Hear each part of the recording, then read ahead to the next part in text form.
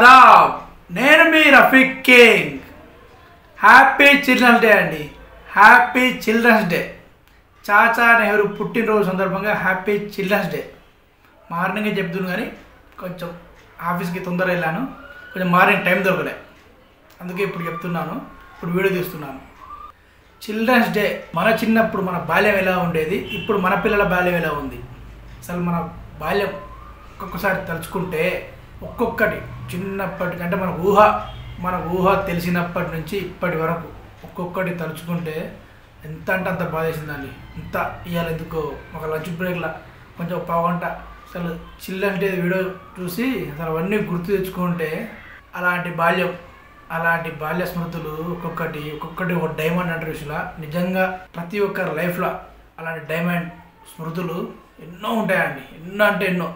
అసలు కళ్ళల్లో నీళ్ళు తిరిగాయి. అదే ఎందుకు గుర్తొచ్చిందంటే బిగ్ బాస్ ప్రోమో. మన బిగ్ బాస్ చిల్డ్రన్స్ డేలో కూడా బిగ్ బాస్ చెప్తున్నా అనుకోకండి. బిగ్ బాస్ ప్రోమో వచ్చింది.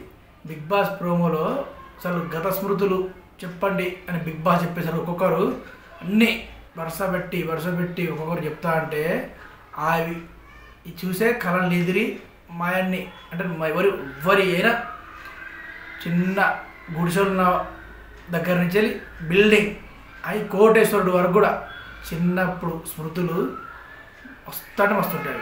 వస్తుంటే ఎట్లా అంటే అక్కడ డబ్బు హోదా ఏముండదండి. అసలు డబ్బు హోదా ఏముండదు. కల్మోసం లేని మనసు ఉంటుంది.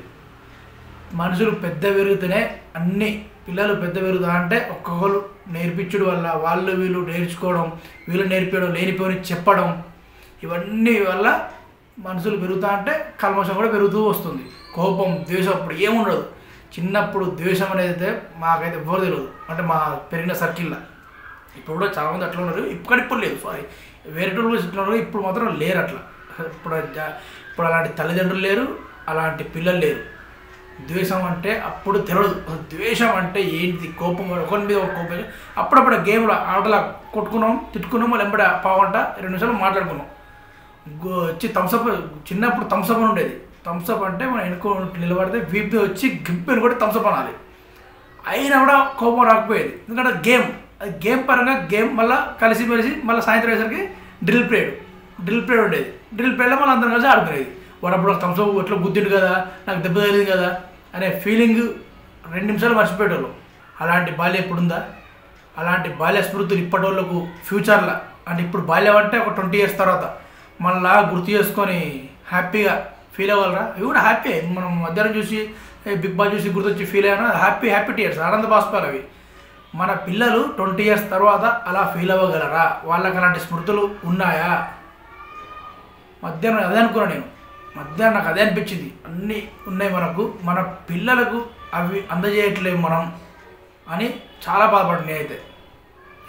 ఎక్కడ ఆటలు, ఇక్కడ కోతి కొమ్మచ్చి జిల్లగోని, గోళీలాట ఊళ్ళల్లా.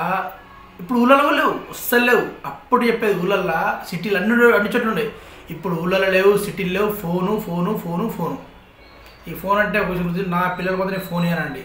అది మాత్రం అందరూ తెలుసు. అది మా సర్కిల్, నా ఫ్రెండ్స్ తెలుసు, మా పేరెంట్స్ తెలుసు, మా అన్నదం అందరూ తెలుసు. పిల్లలకు అన్నం తినేటప్పుడు, అది కూడా టీవీ రానప్పుడు, అప్పుడు అన్నం తినేటప్పుడు మాత్రం 10 నిమిషాలు. ఎందుకంటే 10 నిమిషాలని చూస్తారని. అంత తప్పని ఫోన్ అస్సలు నేను మా మెసేజ్ ఇవని అవి కూడా ఇవ్వదు. ఇది టాపిక్ పక్కన పెడితే, ఇది మన అనుభవాలు మనకు ఇప్పుడు ఉన్నాయి. చిన్నప్పుడు అనుభవాలు 20 years తర్వాత మన పిల్లలు ఏం గుర్తు తెచ్చుకుంటారు? ఫోన్ అనేగా, ఫోన్, చదువు, స్కూలు, బస్సు, ఫోన్. వీటి గురించి అసలు ఎట్లా ఆలోచించినా కూడా పరిష్కారం దొరకలేదు ఎవరికి. నా ఒక్కని కాదు, నా ఒక్కరి పిల్లలు అంటలేను, అందరి పిల్లలకు గేమ్స్ లేవు. గ్రౌండ్స్ ఉన్న స్కూల్స్ ఉన్నాయండి. ఇప్పుడు గ్రౌండ్స్ ఉన్న స్కూల్సే లేవు. చిన్న స్కూళ్ళు, ఒకవేళ గ్రౌండ్ ఉన్నా కూడా డ్రిల్ పీరియడ్ ఉండదట. ఎప్పుడో వారానికి ఒకసారట. డ్రిల్ పీరియడ్ అనేది మా చిన్నప్పుడు ప్రతిరోజు ఉండేది. డ్రిల్ పీరియడ్, దాన్ని డ్రిల్ పీరియడ్ అంటారు. పీటీ సార్ వచ్చి విజిల్ కట్టంగానే ఆనందం ఎంతో.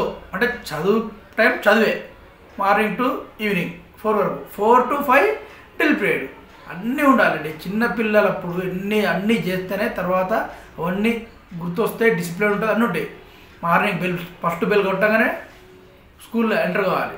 సెకండ్ బెల్ వరకు బ్యాగు స్కూల్లో రూమ్లో పెట్టి క్లాస్ రూమ్లో పెట్టి గ్రౌండ్కి వచ్చి ప్రేయర్కి వచ్చేది. ప్రేయర్ దగ్గరకు వచ్చి గ్రౌండ్లో మంచిగా నిలబడి ఇట్లా India is my country, all Indians are my brothers sisters. ఎక్కడ ఇవన్నీ ఎక్కడ అసలు అవన్నీ ఎక్కువ ఉండేవి. ఇవన్నీ చెప్తా అంటే నాకైతే చాలా అంటే చాలా బాధేస్తుంది. అసలు